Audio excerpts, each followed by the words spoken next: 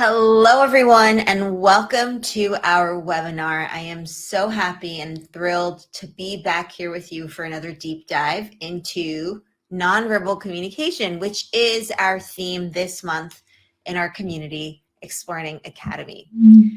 So, do you remember last week we spoke about your eyebrows, your smile, your eye contact, and how all of these things speak volumes, even though you're not actually speaking words, right? You're communicating something. And so today we're actually going to look at those subtle, lightning fast expressions that flash across our faces and offer incredible insights into what we're thinking, into how we're communicating, into so many things that get revealed without the words. So understanding micro expressions is actually a game changer, whether you're in a negotiation or a job interview or making new friends, which I know is a goal for a lot of people. Get ready for this webinar to be, giving you insights on these communication upgrades. Okay. So if you are ready to become a master decoder of hidden emotions, because that's what micro expressions are, they're hidden emotions, then you're in the right place for this webinar. We're going to dive into the fascinating world of micro expressions, which again are these brief, involuntary, meaning we don't necessarily do them willingly, they just happen. And they're involuntary flashes of emotion that actually reveal what people truly and how they truly feel, even when their words try to mask it. So even when your voluntary words try to mask those involuntary feelings. And so, like I said, we did talk about the basics of facial expressions last week in our webinar on nonverbal communication as well. And now we're going to level up and we're going to talk about, helping you unmask true feelings, true emotions, how to build stronger connections with people, build rapport, and how to spot potential deception, because that also helps us. Micro expressions are really great to help us with that as well. All right, so for those of you who are new here, I'm just going to do a little bit of an intro. I am Mary Daphne, CEO and co-founder of explearning and Advanced English, and I am head of community here in explearning Academy. And my passion is helping you unlock the power of your communication. So whether you're looking to improve your social fluency, to build confidence, or to master cross-cultural interactions or executive communication, I am here to guide you. My own personal journey and professional background includes nearly 2 decades in international corporate communications, television, live broadcasting, teaching, and along the way, I earned degrees in French and communication, as well as master's degrees from both Bachiller University and Columbia University. And I've taught communication skills, social skills, English, French, and more for the past 16 years. Always focusing on how technology, research, and proven methods can deliver the best results for learners like you. And so I'm also honored to have received a Fulbright grant that took me abroad in a professional capacity for that first time, and also to have trained teachers all around the world and also in New York City. All right, so now with that, I want to dive into the fascinating world of micro expressions and then how they can transform your own communication, both in the office and in life.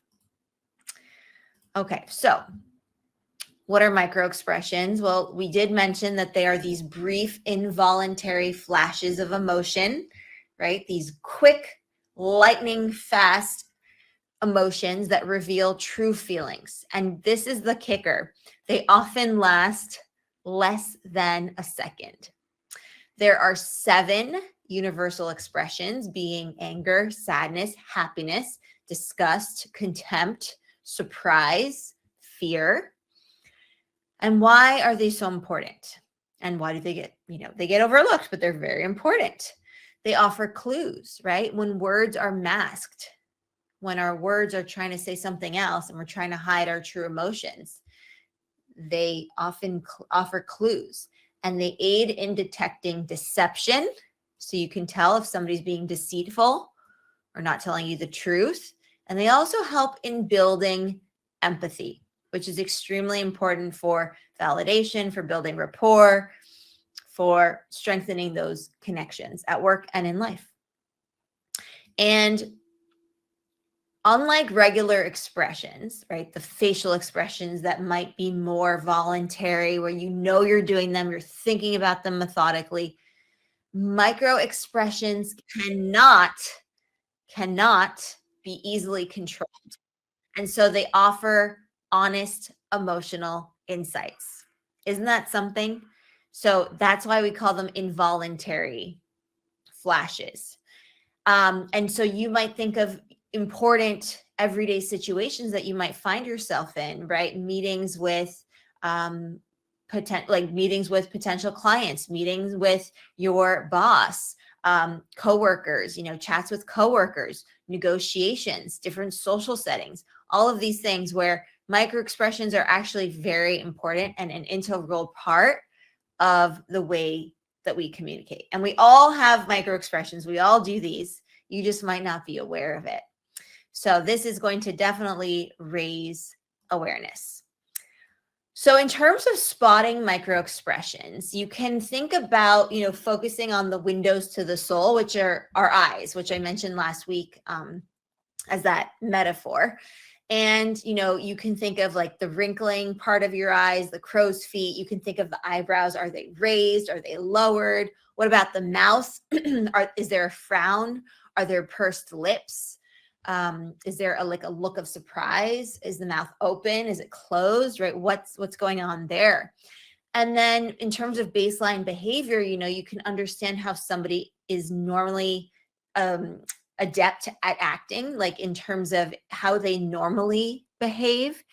And that's going to be important for establishing the baseline so that you can use that to help detect any deviations from that, where there might be some incongruence and misalignment, right? And so we talked about incongruence as well, because that's an important part of communication where we actually are looking for congruence and for that alignment. So you might look for some mismatches between the words that people utter and the expressions they actually display.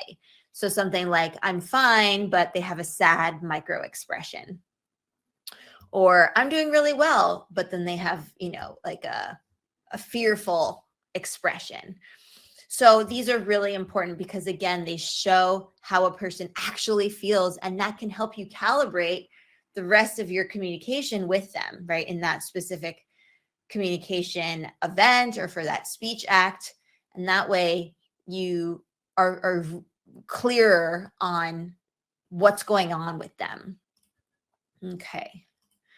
And then in terms of building rapport, right, this is also really important. The key concept here is that micro expressions help reveal somebody's emotional state, and they allow you to recalibrate your response, maybe understand from with a more bird's eye approach, really what's going on with this person or these people that you're interacting with, and then respond with more empathy, right? If that's something where you notice the micro expressions are showing some more negative emotions. And that way you can adjust your response, right? This helps you build connection, build rapport. Gently reflecting observed emotions shows attentiveness. So I sense some frustration. Would you like to elaborate? Something as simple as that in like a professional context, you could say, right? Or with your friends, I notice some tension around that subject. Do you want to talk about it, or we can just, table this for another time, but I'm here to talk if you want to. And that calibration portion is very important because, again, in live communication, right? In in synchronous communication, you are getting lots of feedback. So micro expressions, you can think of that feedback that you're getting from people and that you're also giving off, right? So we've got to always make adjustments. We've got to recalibrate and calibrate so that we really can communicate in the best way possible, so that our message resonates, so that, people are receptive to what we have to say. And based on the communication outcome that we're looking to get, whether it be persuading somebody, influencing somebody, empathizing with somebody, whatever it might be. So you're going to adjust based on this feedback that you've received from what the nonverbals are doing and the micro expressions are doing and saying. You're going to adjust your own communication style based on their nonverbal cues. And that way you do a better job of avoiding any type of misalignment. Okay, super important, because to help us build rapport, we have to align. Our message has to align. Our nonverbal messages have to align with our verbal messages, and those messages have to align with the other person's message. So again, I'm not sure if I mentioned this last week, but this is not about manipulation. Not at all. It's quite the opposite, actually. It's about fostering trust, promoting understanding, building awareness, not just self-awareness, because as you're paying attention to other people's nonverbals and microexpressions, you're also becoming more aware of your own, right? At least the fact that you do this and that you have this as well. So not manipulation. It's really about building those bridges, building stronger rapport with people, and aligning with others. Okay, so in terms of some cautionary notes, right? We have to mention this. There's no single right answer, right? And you have to think of micro expressions as clues. They're not conclusive evidence. Like, oh, this person had a micro expression of anger, so they must be irate. They must be livid. They must be so upset that, they're going to explode. No, it's one out of many cues, right? Clues. So the context, right, and the whole picture are really what matters. Okay. Also, there's cultural variation always, particularly in our globalized society. We're interacting with people from all over the world, probably every day, especially if you live in a city, right? You're a cosmopolitan city. You are going to be interacting with people from all over the world. So that's a beautiful thing. And it's important to be able to understand that there is that cultural variation. Okay. So let's see okay. So you've got to be aware, right, that some expressions might have different meanings in other cultures, in other cross-cultural settings, or just specific cultures that you might have in mind, or that you're, exposed to or working in. Okay, so if that's the case, then, if you've got to familiarize yourself with those variations. That's a huge part of success cross-culturally. And then in terms of ethical use, right, we always want to think about that. Don't use this knowledge about microexpressions to exploit or accuse somebody. Instead, help it inform your communication that's going to be more empathetic and understanding and, validating of somebody, right? So again, with great power comes great responsibility. So we're actually going to talk about responsibility next. So think of this: knowledge is power, and power gives you responsibility. You have power from that, right? And responsibility from that. So it's exciting to unlock what types of intel micro expressions give us, right? This is important information, but you have to think about it from the lens of, okay, I'm going to use this to behave more empathetically, to promote active listening, to really hear the person out and understand what they have to say, as opposed to, thinking about this as a mind reading power. It's not the case. So that's very important. The other thing is to avoid snap judgments, right? try not to judge somebody right off the bat, or if you see a certain micro expression, because that's not the way we want to be, communicating with people, just judging people all day, every day, just like you wouldn't want to be judged all the time or at all, right? That's something that we've got to put in perspective and consider. So again, one micro expression is just a part of the picture. It's just one sliver of the equation, right? It's not the whole story. So it might be a clue to deepen the conversation, right? To go down a certain path, to ask some follow-up questions or clarifying questions or anything to elaborate on, but it's by no means a definitive verdict on somebody's character, right? So that's really important too. And you're not there to make judgment calls about people. Okay. Again, put it in the perspective of, do you want to be judged, right? People are going to also be evaluating your own micro expressions. So we have to put them to good use. Put them to good use. Context is key, right? So did you see a fleeting look of disgust in a meeting?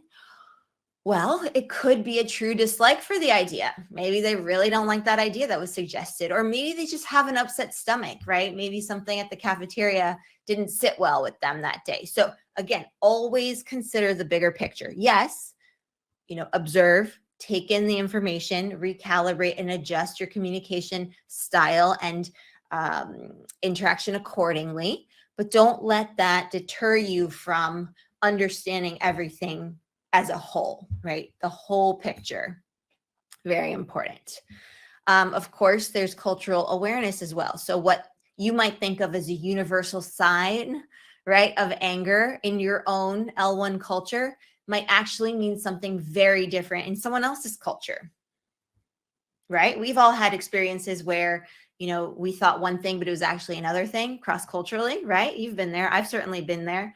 So again, it comes down to thinking about, okay, well, let me take in the whole perspective here. Let me understand if this culture might have some nuances that are different from my own, which of course, yes, is the case. Do your research, right? Thinking about, okay, how do I interpret this appropriately and correctly across cultural lines? Because that's going to really serve you well. And then, of course, aim for empathy. Always, always important. We have an empathetic communication challenge, I believe. Where is that? Let me well, it's part of the active listening. So we had a theme a couple of months ago about empathetic communication. So we still have that challenge up. And I really recommend you do that if you are interested in, helping understand how to bring in that empathy when you communicate and when you listen, because active listening is part of effective speaking, right? We can't do one without the other. Effective communication is comprised of both speaking and listening. So again, the micro expression portion here can also help us become more empathetic, to understand people better so that you can respond with more compassion, with more understanding, build stronger connections, which is very important, not just in the casual space, right, of just life in general, but also at work. So especially if you're a leader, if you're building teams, if you manage people, this is a superpower, right? Communication is a superpower, and being able to understand people. So that's always important. Okay, so let's look at some scenarios here. Let's imagine you are the interviewer, right? And so you're interviewing a candidate for a role, and the candidate smiles as they describe a difficult project. Okay, that sounds okay. But you notice a quick flash of anger quickly crossing their face. So this could indicate that they're frustrated recalling the situation, right? Remember, interviews are high stakes. They're stress inducing. Even if you're super prepared and confident otherwise, right? A lot is at stake. So that could be a situation. B, maybe they're lying about the success of the project. Hopefully not. I mean, it's never good to lie in any situation. C, they are momentarily annoyed by something unrelated to the interview. That could be maybe. I mean, what do you think? So what are your thoughts here? Answer in the chat for those joining live. Is it A, B, C? What is it?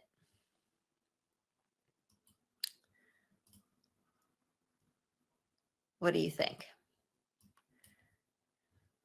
What could be the cause of this microexpression? What's the most probable situation? That they're frustrated of recalling the situation, that they're lying about how successful their project was, that they're annoyed because, something outside the interview happened and they can't shake their brain of it. What makes sense? Okay, some answers are coming in. Thank you. All right. Okay, so let's have a look. So it's actually A, that they are frustrated recalling the situation. That's the most probable, situation. Because if you think about it this way,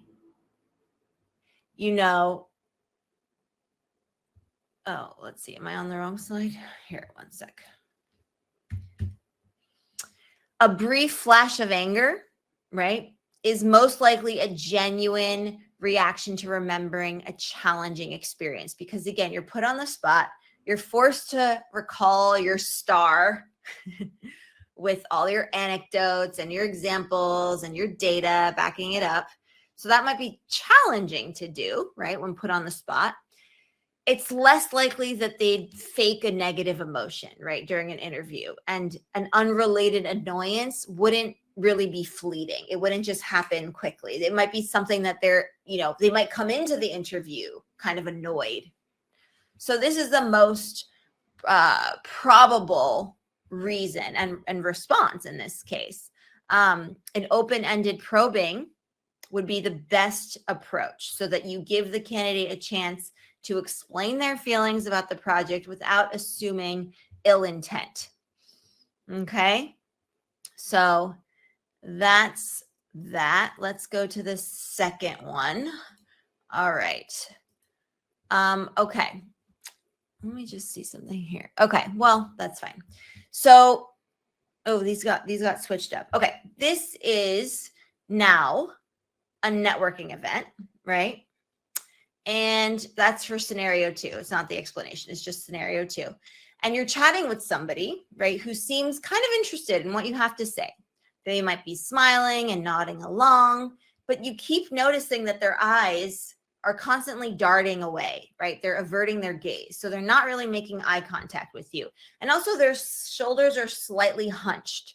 So not the best kind of body language by any means. So what does this mean? Does it mean that they're A, nervous or uncomfortable? Does it mean that they're bored and looking for a way to exit the conversation? Does it mean that they're just naturally shy? What do you think? What do you think? What do you think? Put your response in the chat. I'll go back to the choices. Put your response in the chat. Are they A, nervous or uncomfortable? Are they B, bored, looking for a way to exit the conversation? Or are they C, just naturally shy or maybe a little socially awkward? What do you think? A, B, C. Interacting with the material is going to really help you with your, enforcing the learning and understanding the concept. So I really encourage you to type in the chat, put your answers in. What do you think? Okay, thank you so much. Okay, so let's have a look. It is A, they're nervous or uncomfortable. A lot of people, right, in these kinds of social settings, especially if you don't know people, right, networking events can be agonizing. They can be a little bit daunting, right? You have this goal of meeting people, of widening your network, of making some connections, but you're put on the spot and you're kind of performing a little bit and you want to put your best foot forward, but you also want to come across as confident and natural and relaxed and cool, right? So there can be some feelings of nervousness or discomfort, but you can think of the explanation this way, right? Darting eyes, right? So the eyes that are going left and right, up and down, averting the gaze, the eye contact, these are classic signs of social anxiety, paired with the hunched shoulders, right? Kind of like that, right? Kind of like that, where you're nervous. Boredom, if it's boredom, that might make them feel a little bit restless, right? It could be like just they're a little bit restless, but they are less likely to look away from you entirely, okay, and display kind of tense posture. Because there's this tense posture here, we can attribute that more to them, they're being nervous or uncomfortable.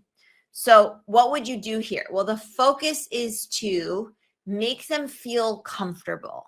Once you notice that misalignment, right, between, oh, they actually seem interested, but their body language and microexpressions are telling me something else, you can start to now switch gears and say, okay, I'm in your head, I'm going to make this person feel more comfortable. So you might shift the conversation and mirroring their smaller posture so that you can send some non-threatening signals, right? You're not a threat. So slightly mirror that close-off posture. So a little bit, right? You don't want to do too much, but you want to show that you're not a threat to them. You're not going to scare them into oblivion. So these are really important. And then, of course, you can ask some open-ended question, have them talk about their interests, things like that, because that always, puts people at ease. And if they get to talk about a subject they love or that they're passionate about, or a work project that they're really keen about sharing, then you'll be there for, several minutes talking about this. And suddenly, poof, that anxiety, that discomfort that they're feeling and nervousness start to disappear. It starts to dissipate, which again, that's part of the goal of being a really good communicator, picking up on these signals, recalibrating your communication, and then being able to connect with somebody, even those that might not be able to connect as well. Let's go on to our third scenario. So imagine this is like a performance review, right? So you are the person delivering constructive feedback, constructive criticism, right? The performance review to an employee of yours.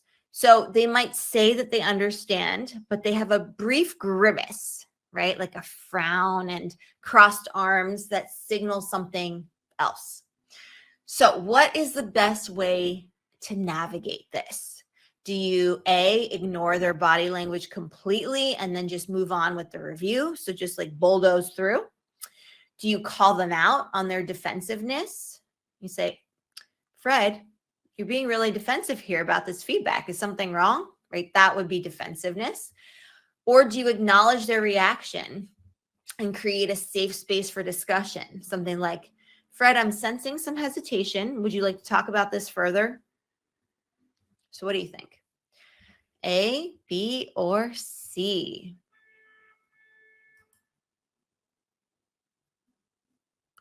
What would make most sense? What would get you the best communication outcome? What would put them at ease?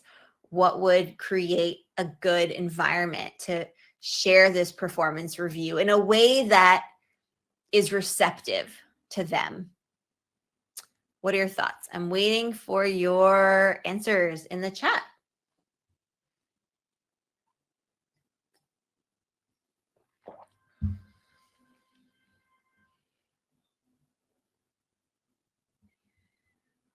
Okay.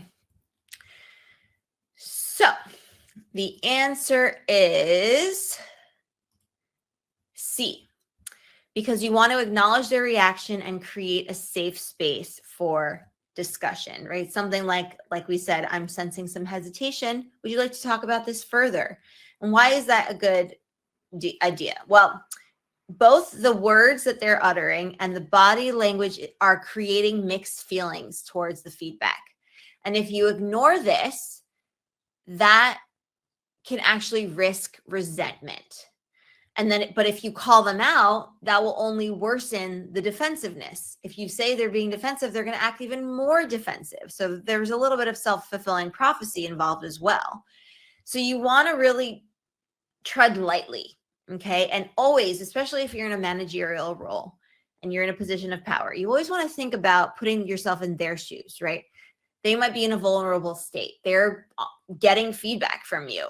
Their job might be at stake, whatever it might be. So you want to understand that they might be a little bit vulnerable, and how can you create a safe space to create a conversation around a tense point.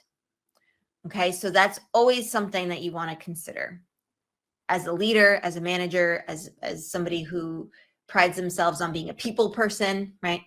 Somebody who wants to get ahead in their career.